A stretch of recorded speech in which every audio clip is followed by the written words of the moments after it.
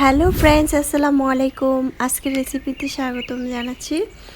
আজকে ভীষণ মজার একটি রেসিপি নিয়ে চলে আসলাম, সেটা হচ্ছে পাঁচমিশালি সবজি। যে এত মজাদার হয় এইভাবে রান্না করলে ভাবাই যায় না, আসলে না খেলে বোঝাই যায় না।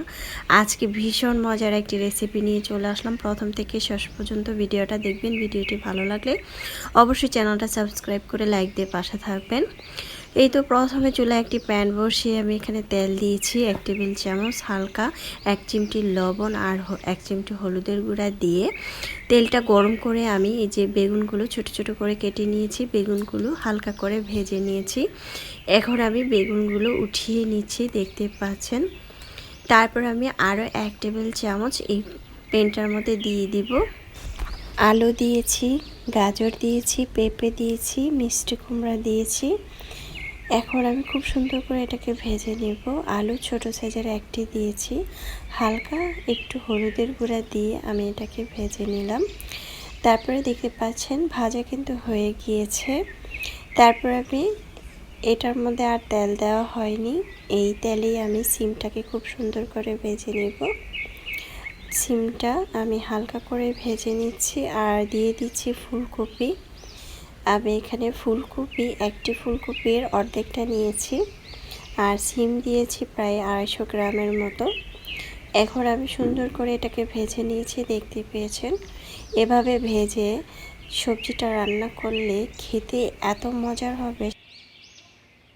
তারপর সিম ফুলকপি উঠিয়ে নিয়েছি।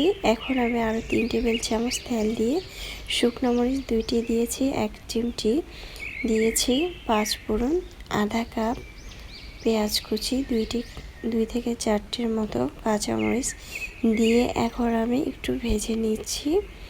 এখন খুব সুন্দর করে ভাজা হয়েছে। এখানে দিয়ে দিলাম আদা আর রসুন 1 টেবিল চামচ। তো ভাজা হয়ে গিয়েছে, আদা রসুনের গন্ধটা চলে গিয়েছে। পর্যায়ে দিয়ে দিচ্ছি হলুদের গুঁড়া 1/2 টেবিল চামচ, মরিচের গুঁড়া 1 টেবিল চামচ। একটু পরিমাণ পানি দিয়ে মশলাটাকে কষিয়ে নিব।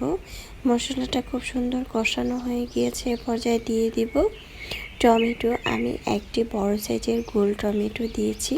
টমেটোটাকে একটু কষিয়ে নিলাম। তারপরে আমি যে ভেজে নিয়েছি সবজিগুলো সেগুলো দিয়ে দিলাম, সবগুলো দিয়ে এখন সুন্দর করে আমি কষিয়ে নিচ্ছি খুব সুন্দরভাবে। একটু ঢাকনা দিয়ে ঢেকে রেখেছিলাম 2 মিনিট পর চলে আসলাম। দেখতে পাচ্ছেন খুব সুন্দর করে কিন্তু কষানো হয়ে গিয়েছে। এরকম তেল মশলা কম দিয়ে এত মজার একটি সবজি রান্না করছি, এটা খেতে অনেক বেশি মজার হয়েছিল।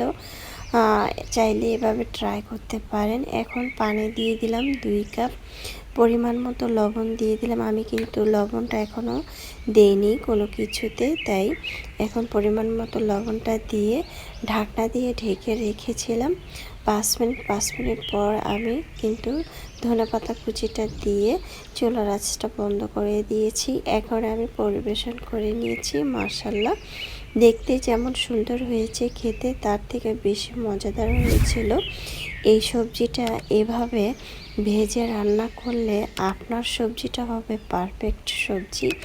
এতটাই মজাদার হয়েছিল। একদিন হলেও এভাবে ট্রাই করে দেখতে পারেন, যে আসলে আমি সত্যি বলছি না মিথ্যা বলছি।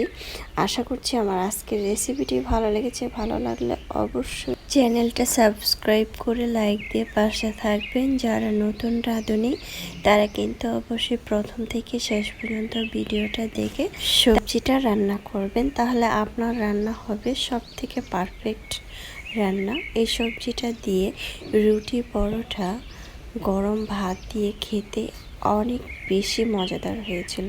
চাইলে এভাবে ট্রাই করতে পারেন। অবশ্যই কমেন্টসে জানাবেন কেমন হয়েছে।